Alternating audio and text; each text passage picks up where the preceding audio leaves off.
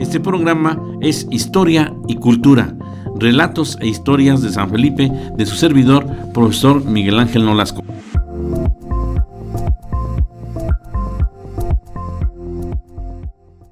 El traje nuevo del emperador.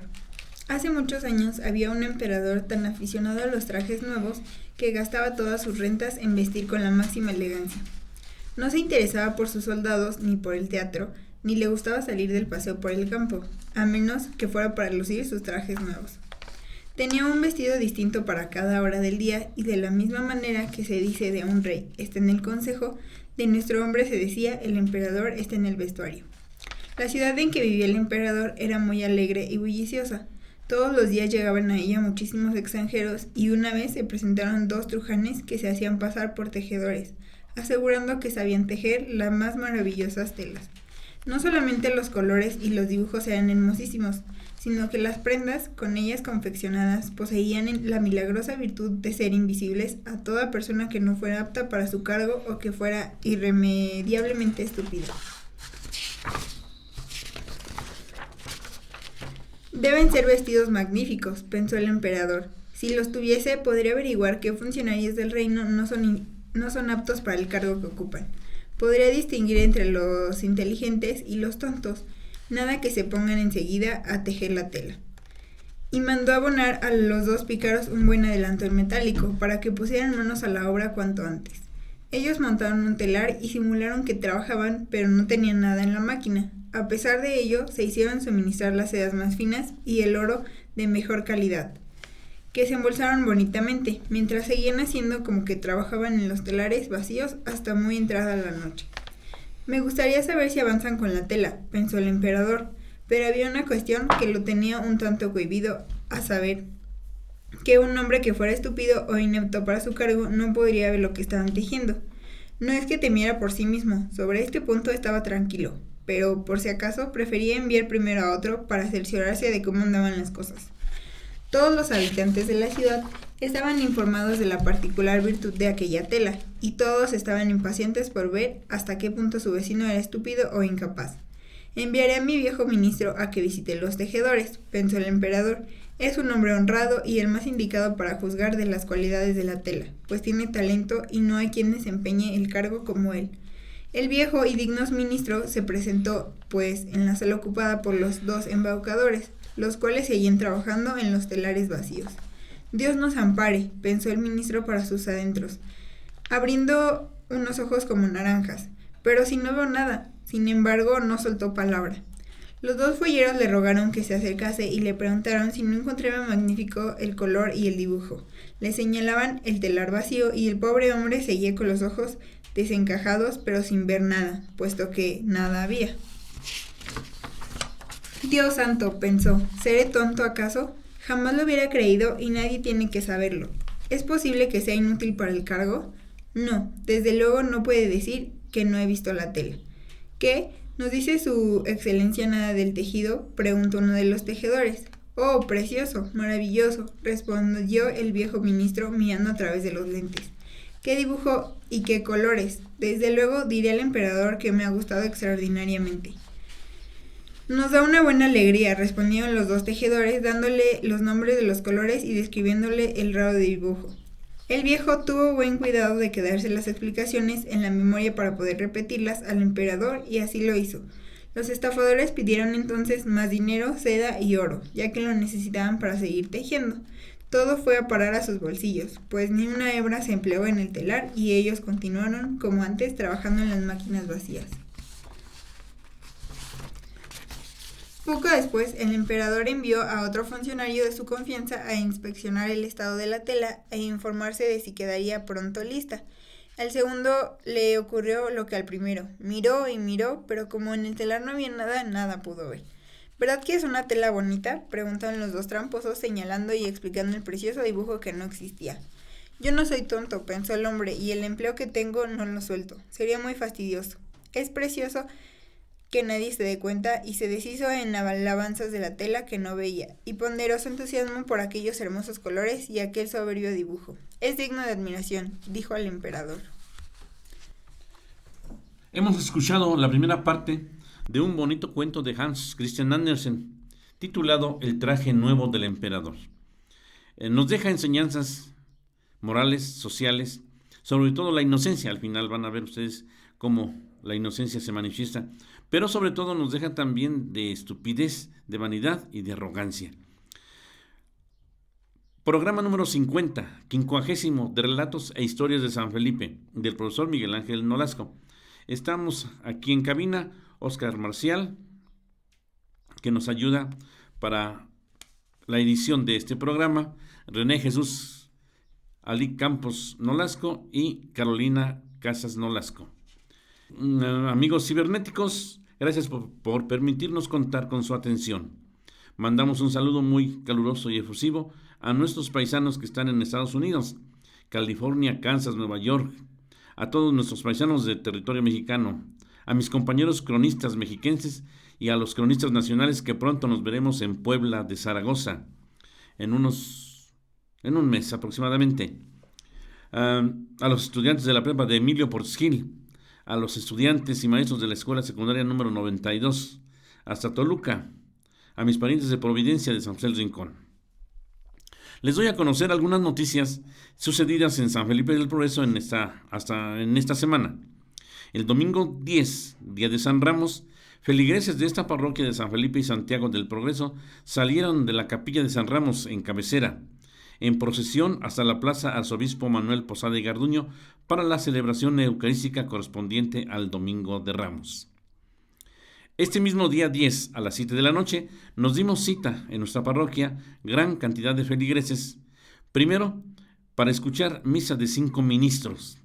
Fíjense, amigos de Radio Mazahua Minajo, la semana pasada leímos un acontecimiento trascendental en la vida cotidiana de San Felipe. La llegada, el 8 de abril de 1948, de los frailes Orza, Orden Recoleta de San Agustín, grandes transformadores materiales y espirituales. Hechos sacerdotes de grata memoria hicieron de las almas de San Felipe. Ellos nos encaminaron para que se tuvieran los vitrales emplomados, por ejemplo. Pero ahora nos vamos a referir brevemente acerca de las actividades materiales a las que nos ha conminado nuestro dinámico sacerdote.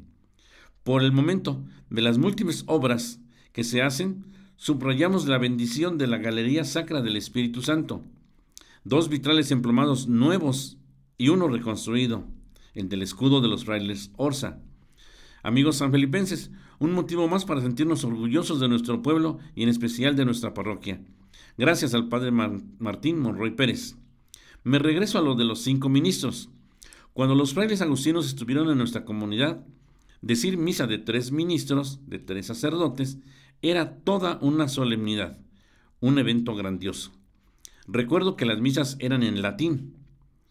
Al momento de saludar a los sacerdotes, se les besaba la mano, lo mismo que se hacía cuando saludábamos a nuestros padres, a nuestros tíos. Era señal de respeto. Qué gran pérdida de ese valor, porque ya no se hace. Pero ahora se superó la solemnidad, la nutrida asistencia de fervorosos sanfelipenses que escuchamos atentos pasajes bíblicos de la pasión de Jesucristo, el Evangelio según San Lucas, en voz de 3 sacerdotes, pero también estuvieron presentes otros 2, porque los mencionamos. Estuvieron presentes, nuestro sacerdote, ¿verdad?, el padre Martín Monroy Pérez. Estuvo el vicario de nuestra parroquia, José Miguel Alcántara Alba. Vino el rector del seminario, Jorge Alberto Becerril Plata. Estuvo, también del seminario menor, Marco Antonio Martínez. Y estuvo, por parte de los misioneros servidores de la palabra, nuestro queridísimo paisano y amigo de Palmillas, el padre Juan Carlos Tapia Marcos. Ellos fueron los 5 ministros, lo cual hace, una celebración de elevada solemnidad.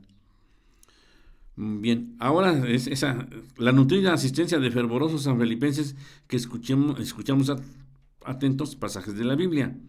En esos momentos se hizo entrega de un ornamento dorado por parte del Consejo de Economía, comprada en Roma y obsequiada merecidamente al padre Martín.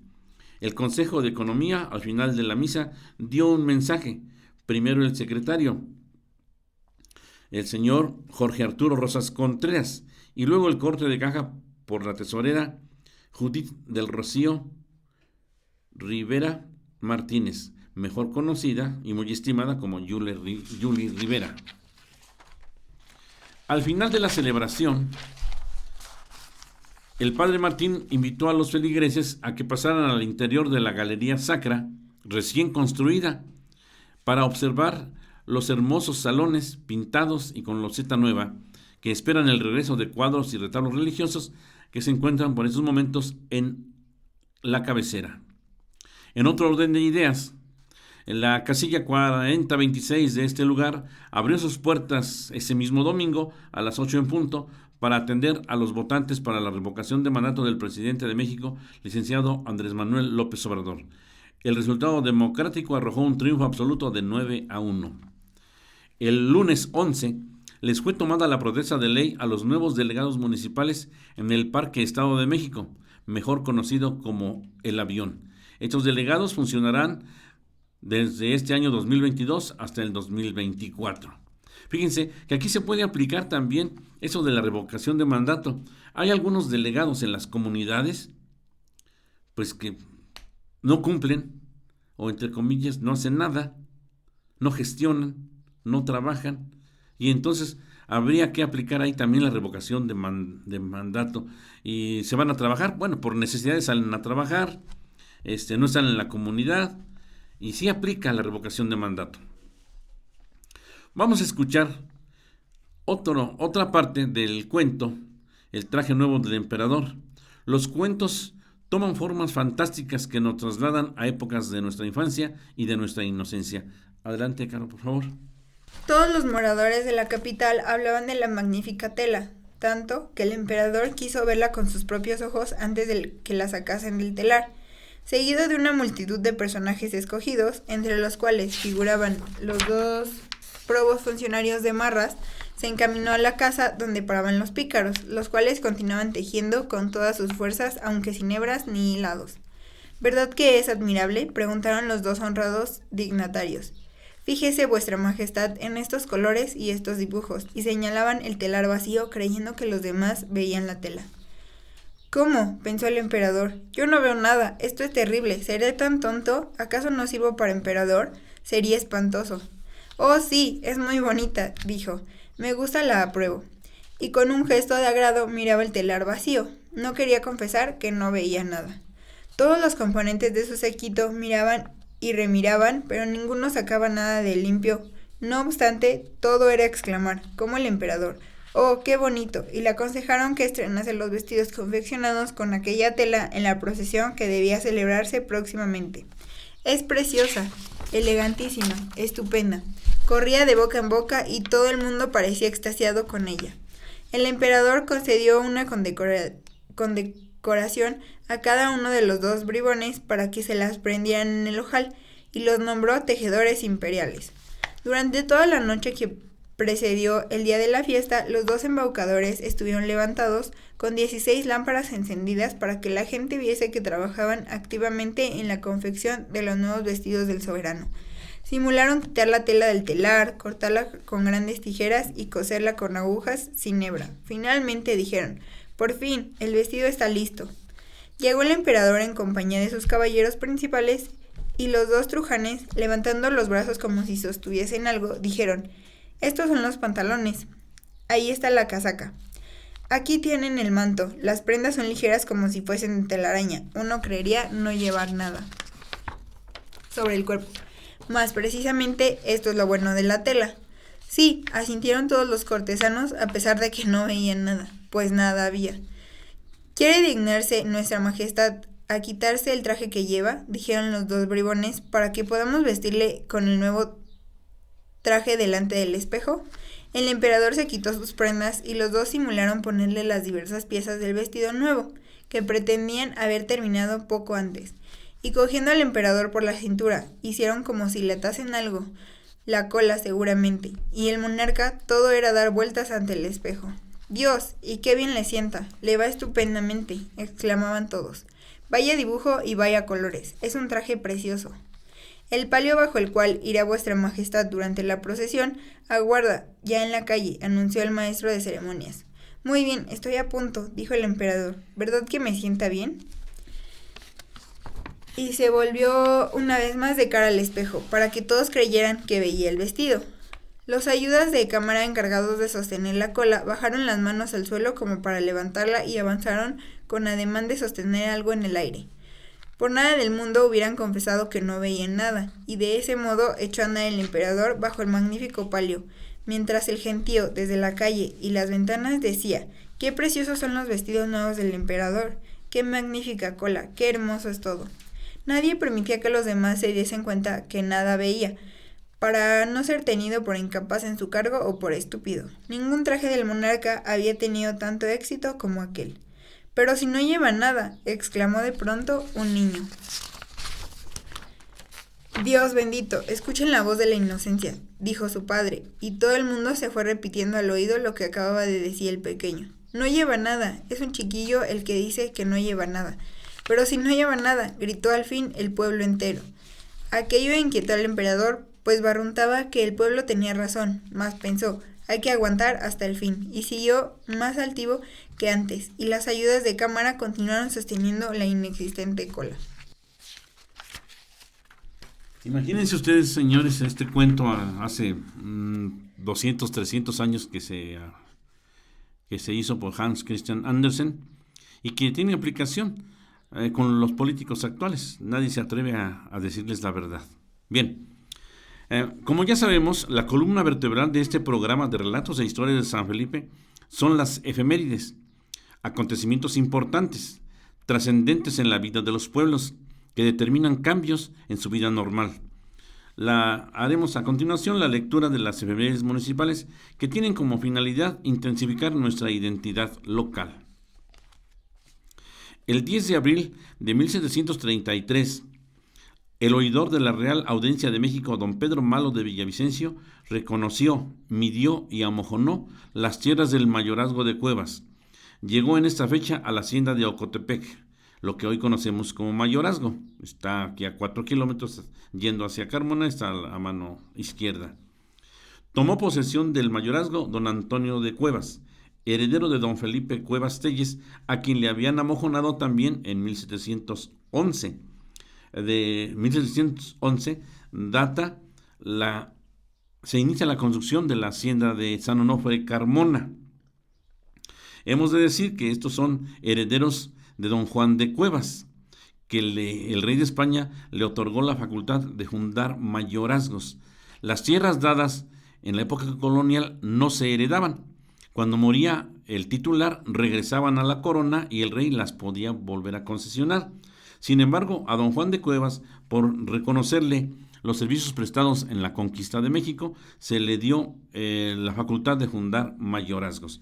Por eso, en San Felipe, este mayorazgo abarcaba desde Providencia, desde los montes, aquellos del Picacho, ¿verdad?, hasta lo que conocemos como la estación de ferrocarril de Flor de Moría, pasando por muchos territorios en el interior del municipio. Eso sucedió, este amojonamiento, el 10 de abril de 1733. El 11 de abril de 1932, ¿verdad?, casi 200 años después, los peones de la hacienda de mayorazgo tomaron provisionalmente tierras para crear el ejido de Dotegiare y La Concepción, que sería más tarde Mayorazgo y Concepción Chico.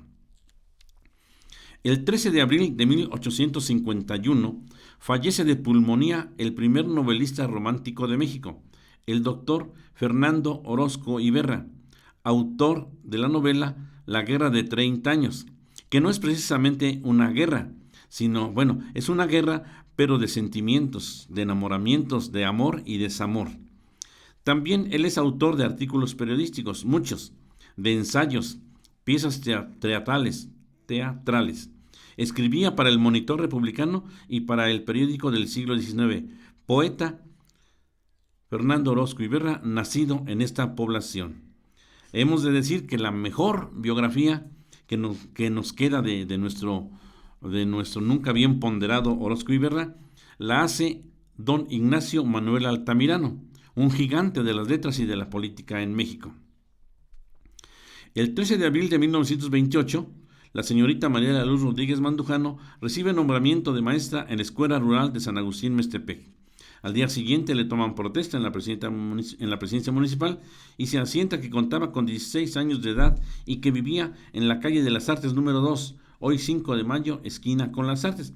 Es una casa que está de 2 pisos, casi al terminar, llegando a donde acaba de fallecer don Artemio Esquivel, frente a la casa de los Orozco Telles, fíjense también.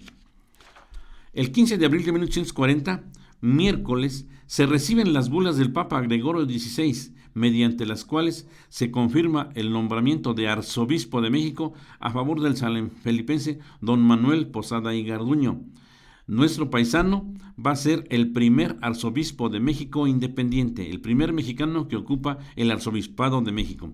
La plaza de nuestro pueblo se llama así, Plaza Arzobispo Manuel Posada y Garduño. El 16 de abril de 1931 se publicó la resolución presidencial para crear el ejido de Palmillas.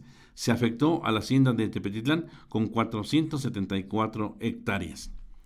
Esas son las efemérides municipales en esta ocasión. Amigos de Radio Mazahua Minajo, vamos a escuchar también en un momento más las efemérides nacionales. Y dentro de ellas vamos a escuchar una que nos habla acerca de la expropiación petrolera. Y le voy a pedir a René Jesús Campos que nos lea cómo fue la compra, la expropiación del petróleo en México en aquel año de 1938, cuando tuvimos que pagarle, el pueblo de México tuvo que pagarle a las empresas extranjeras, estadounidenses, inglesas, francesas, ¿verdad?, que estaban explotando el petróleo. Adelante, René, por favor. Este es un texto recopilado del periódico El Universal. Está escrito por Mauricio Mejía Castillo. El título del texto es Con joyas y gallinas se pagó la deuda de la expropiación. El jueves 18 de marzo de 1938, el presidente Lázaro Cárdenas declaró nacionalizada la industria del petróleo. México contrajo una deuda que sobrepasaba las posibilidades de pago del gobierno, y fue necesaria la contribución del pueblo. Sin dilación, toda la sociedad hizo caso del llamado. Las escenas de las donaciones fueron muy conmovedoras. Los abusos de las compañías extranjeras petroleras en este país llegaron al punto de la indignación. La nacionalización se impuso como único remedio. Se relata que el general Cárdenas le dijo a su secretario de Relaciones Exteriores que preferiría destruir los campos petroleros con tal de que esta industria dejara de ser un obstáculo al desarrollo del país, como hasta entonces había sido. Se narra que la decisión de Cárdenas fue recibida con júbilo entre los mexicanos. Los primeros en manifestarlo fueron los estudiantes de la UNAM y cientos de ellos fueron a desfilar frente del Palacio Nacional, mostrando su apoyo al presidente, y desde el balcón central, Cárdenas, sonriente, ondeó una bandera con el escudo de la universidad. La mañana del miércoles 23 de marzo, la Ciudad de México se paralizó. Los periódicos anunciaron paro total de actividades de las 9 a las 3 horas de la tarde. Los comercios cerraron y dejaron de circular tranvías. Las casas fueron adornadas y 200,000 personas acudieron al Zócalo para celebrar la expropiación petrolera. Las mantas se multiplicaban. ¡Viva Cárdenas! El pueblo con Cárdenas y muerte a las compañías extranjeras. También hubieron ataúdes de cartón con los nombres de Huasteca y El Águila, que eran las empresas petroleras extranjeras más importantes. Ese día, el presidente afirmó en un discurso que los mexicanos harían honor a su deuda con el extranjero. Dijo, debemos organizarnos para comenzar inmediatamente la indemnización de lo expropiado. No es justo dejar que esa carga se herede a las generaciones futuras. Fue claro cuando dijo que no quería nada que no fuera espontáneo. Cárdenas nacionalizó el petróleo en el ojo del huracán. Una semana antes de este anuncio, la Alemania nazi de Hitler anexió a Austria a su territorio. España estaba en medio de una guerra civil y Estados Unidos vivía una gran depresión. El escenario era catastrófico. El presidente de la República se reunió con los gobernadores de los estados y todos ellos acordaron que cada entidad se organizaría para recaudar las contribuciones. Como en los primeros días la gente no sabía a dónde mandar sus donativos, estos fueron enviados a la presidencia, pero el día 27 de marzo habían recaudado 20.162 pesos con 26 centavos. La gente donaba en distintos sitios, como oficinas, escuelas y otros lugares comunales. Cárdenas dio la orden al Banco de México para que se abriera una cuenta con el nombre de Cooperación Nacional, y ahí fueran depositados todos los donativos. Envió el presidente lo recaudado en presidencia y adjuntó el nombre y domicilio de cada donador.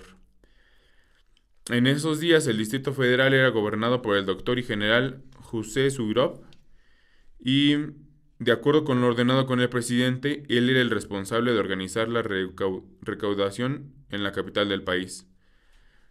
En la capital fue creado un Centro de Redención Económica Nacional para tal efecto. Alfonso Priani, secretario general del entonces Departamento del Distrito Federal, fue nombrado director general, y el empresario Emilio Azcárraga asumió la subdirección. El cuerpo de consejeros del Centro de Redención Económica Nacional estuvo integrado, entre otros, por los directores de los diarios más importantes del país.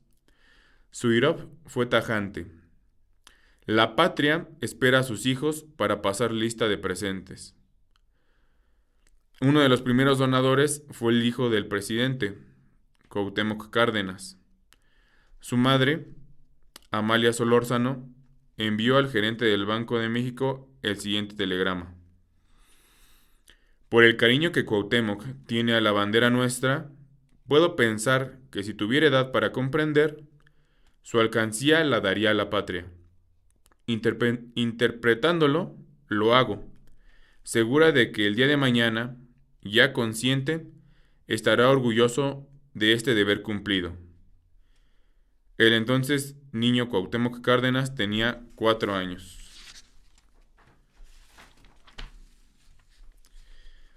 En sus primeros días de actividad, el CREN recorrió la Merced, Tepito y Jamaica.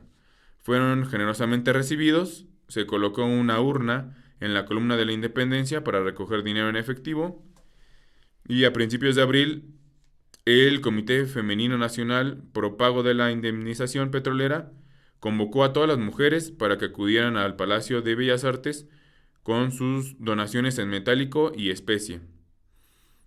Nunca imaginó el comité que aquella sería la jornada más fructífera y sobre todo conmovedora. A las 10 de la mañana fueron abiertas las puertas del palacio. Miles de mujeres entraron ávidas de dejar sus donaciones. Cada una llevó lo que tuvo por más valioso entre sus pertenencias: los cubiertos de plata, el prendedor de oro, los aretes de brillantes, la loza fina, el cazo de cobre, los muebles de familia, el abrigo, la estola, zapatos, trastos, peinetas, jarrones, colchas, planchas, radios, en fin. El comité, precedido por la señora Solórzano e integrado por las esposas de los secretarios de Estado, recibió la mar de objetos durante todo el día. Los hombres y niños se sumaron a la acción. No hubo distinción de clases sociales ese día. Fueron fabulosas las historias que ocurrieron en el vestíbulo de Bellas Artes. Algunas de estas fueron como escenas en verdad emocionantes, se desarrollaron bajo el marmoreo escenario que presenció el entusiasmo de nuestras mujeres, que, conscientes de lo que significa para el país la expropiación de la industria petrolera y la grave responsabilidad de nuestro gobierno para cubrirlo, con toda espontaneidad llevaron objetos para ellas muy queridos, pero que representaban un valor que ayudaría al pago de dicha deuda. Una anciana entregó su anillo de compromiso, era lo único que poseía de valor. Amalia Solórzano abrazó a la donadora y juntas lloraron. Otra mujer ofreció su máquina de coser. Con ella me gano la vida, dijo, pero lo importante es pagar el petróleo. Indígenas de Tlalmanalco cooperaron con pollos y gallinas. Los objetos fueron valuados ahí mismo por peritos de Monte de Piedad. Lo que de oro y plata hubo fue fundido y depositado en el Banco de México. Y enseguida vamos a continuar con este relato de la expropiación petrolera. Sí, efectivamente, amigos de Radio Mazahua Minajo, en San Felipe también se dio este fenómeno. Aquí la gente cooperó igual, con gallinas, con pollos, con lo que tenía para pagarles a las compañías extranjeras que estaban detentando el poder del petróleo. Encontré en el archivo del licenciado Imhoff Cabrera un recibo en el cual su padre, el señor José Imhoff, cooperaba con 20 centavos para la expropiación petrolera. 20 centavos era mucho dinero. Estaríamos hablando como de 200 pesos en la actualidad, o no imagino ni cuánto, puesto que en ese entonces se daba un centavo de domingo. Bueno, amigos de Radio Mazahua Minajo, ahora daremos lectura a las efemérides estatales, ¿verdad? Y en su momento haremos los comentarios oportunos. Este programa es Historia y Cultura, relatos e historias de San Felipe, de su servidor, profesor Miguel Ángel Nolasco. Estamos en el programa número 50. Dentro de 15 días estaremos cumpliendo un año de transmitir para todos ustedes esto que les compartimos, que para mi punto de vista es muy ilustrativo, muy cultural. El 10 de abril de 1828 nació en Jiquipilco, Estado de México, Bartolomé Ballesteros Navarrete, reformador del telégrafo y del pararrayos. El 10 de abril de 1867, las fuerzas conservadoras y francesas son derrotadas en Texcoco por el guerrillero Mucio Maldonado, nacido en el barrio La Conchita de Texcoco. El 11 de abril de 1812 fue publicado el primer número del Ilustrador Nacional en el Real de Minas de Sultepec de Pedro Asensio de Alquiciras. Este Ilustrador Nacional fue publicado por el doctor José María Cos y Pérez. Es ahora el Día del Periodista en el Estado de México, el 11 de abril. El 12 de abril de 1812, Pedro Osorno, caudillo de los llanos de Apa, derrotó a las fuerzas españolas en los llanos de Nopaltepec. A este suceso se le conoció como Batalla de Tortolitas. Tuvieron la ingeniosa idea de colocar lazos, riatas, de un lado hacia el otro por donde iban a pasar los enemigos, y los caballos tropezaron. El 12 de abril de 1875 se erige el pueblo de Acatempan de Guerrero en la hacienda de San Miguel Acatempan, distrito de Tejupilco, Estado de México. El 12 de abril de 1943 nació en Zacualpan la destacadísima maestra María de los Ángeles Gama de Galindo. El 13 de abril de 1869 es cabecera del distrito Sultepec, perteneciente a Almoloya. Sultepec se llamará a partir de entonces de Alquiciras. El 13 de abril de 1903, por decreto número 9 de la legislatura local, el oro adquiere la categoría de distrito judicial y rentístico. El 15 de abril de 1811, fuerzas realistas de Juan Bautista de la Torre destrozaron el pueblo de Jocotitlán. Por eso este municipio vecino adquirió el título de Jocotitlán, ciudad heroica. El 15 de abril de 1875, la cabecera municipal de Huixquilucan fue adicionada en su denominación. A partir de esa fecha se le denomina Huixquilucan de Santos Degollado. Estas son las efemérides estatales. Pasamos inmediatamente a las efemérides nacionales y mundiales. Estamos que el 11 de abril de 1859 es el Día de los Mártires de Tacubaya. Fueron ejecutados durante la Guerra de Reforma por el Leonardo Márquez, a quienes se le apodó después el Tigre de Tacubaya. El 11 de abril de 1861 muere en la Ciudad de México el poeta Francisco González Bocanegra, autor de la letra del himno nacional, Mexicanos al grito de guerra, que le hemos cantado cientos de veces con el patriotismo que merece. Y en una de sus partes dice: más si osare un extraño enemigo profanar con sus plantas este suelo. Bien, en esa parte yo quisiera decirles también para lo de la energía eléctrica, tanto como del petróleo que se leyó ya anteriormente. No debemos de permitir que el petróleo, que la energía eléctrica esté en manos de extranjeros. Desde aquí mandamos un exhorto a nuestros diputados federales, en especial a Eduardo Zarzosa Sánchez, por este distrito, para que vote a favor de la reforma eléctrica que le devolverá al pueblo de México la soberanía energética en la electricidad. El 11 de abril es Día Mundial de la Lucha contra el Mal de Parkinson, que nos da después de los 60 y se acrecienta poco a poco, vamos perdiendo la memoria y vamos moviendo los músculos y no tenemos control de nuestras extremidades. ¿Verdad? El 14 de abril de 1816 muere en el castillo de Santa Catalina de Cádiz, España, el insurgente Mariano Abasolo. Este no fue fusilado, a pesar de que sí también fue apresado, ¿verdad?, allá en Chihuahua. El 14 de abril es Día de las Américas. El 15 de abril de 1851 muere en la Ciudad de México don Andrés Quintana Roo, intelectual de la independencia. Ya vimos cómo publicó en El Ilustrador Americano, en Sultepec. El 16 de abril, Día Mundial contra la Esclavitud Infantil. El 16 de abril de 1531, fundación de la ciudad de Puebla de Zaragoza. Dentro de un mes desde por allá los voy a saludar. El 16 de abril de 1838 estalla la Guerra de los Pasteles entre México y Francia. Esas son algunas de las efemérides, ¿verdad?, que les hemos podido compartir, que hemos podido entresacar caprichosamente, ¿verdad?, porque pues les hemos de decir que no son todas, pero sí algunas de las más importantes. Seguimos con más. El 10 de abril, ya pasado, nace en 1689 la amantísima, venerada Madre de la Patria, doña Leona Vicario de San Salvador. En 1864, un 10 de abril, se firman los tratados de Miramar, por los cuales Maximiliano de Austria, su esposa Carlota Amalia iban a ser los emperadores de México.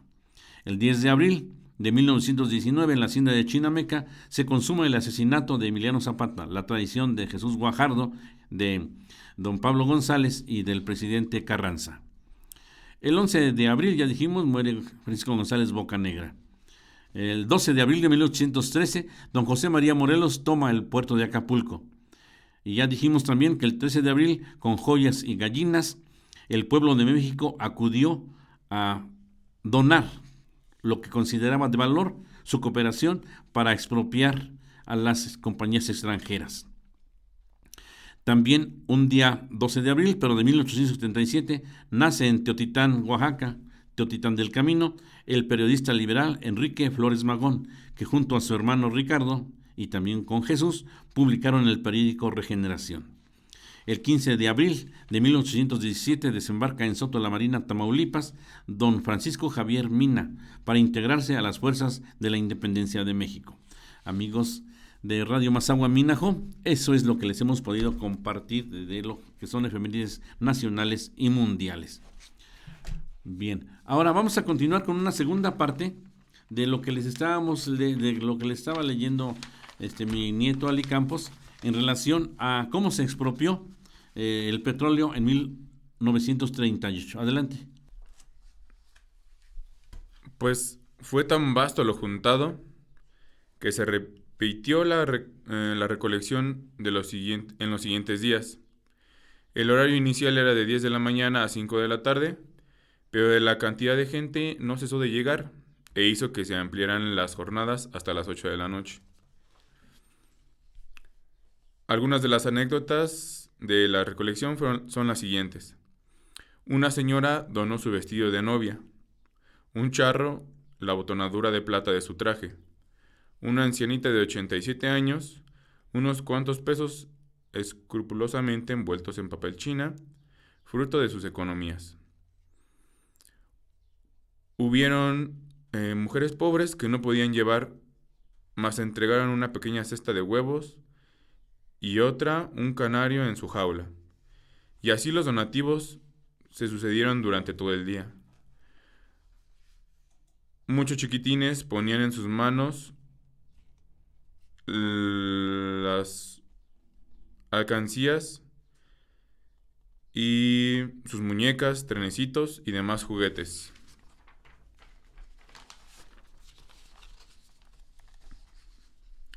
Uno de aquellos niños fue Heberto Castillo. En una entrevista, el líder de izquierda recordó que él entregó su alcancía con algunos centavos y tuvo la oportunidad de estar cerca del presidente Cárdenas. Fue incalculable lo reunido en aquella Semana Santa. Todo México acudió a pasar lista de presente. La unidad nacional se vivió como pocas veces registra la historia. La nacionalización fue homenajeada en distintas formas. Lo mismo en corridos que en películas. Treven narró el conflicto petrolero en su libro La Rosa Blanca y en 1961 Roberto Gabaldón llevó al cine la historia. En la escena final fue recreado lo ocurrido en Bellas Artes aquel 1938, donde se supo transmitir la emoción de esos días. Como pudieron ver, se dice aquí, nunca antes se vio la unidad nacional, el pueblo desbordado en patriotismo, en nacionalismo, algo que no se veía desde 1938, se ha estado repitiendo en estos días. Amigos de Radio Mazahua Minajó, con esto hemos terminado la emisión 50 del programa de Relatos e Historias de San Felipe, de un servidor, Miguel Ángel Nolasco. ¿Verdad? Así nos despedimos de ustedes, no sin antes seguir recomendando que continuemos con las medidas higiénicas que nos deja por costumbre la pandemia de COVID-19. Estuvieron con ustedes en cabina el amigo Oscar Marcial, René Jesús Ali Campos en las lecturas y Carolina Casas Nolasco también en la lectura del cuento. Y su amigo, el cronista de San Felipe del Progreso, profesor Miguel Ángel Nolasco. Nos vemos, escuchamos el próximo miércoles. Gracias.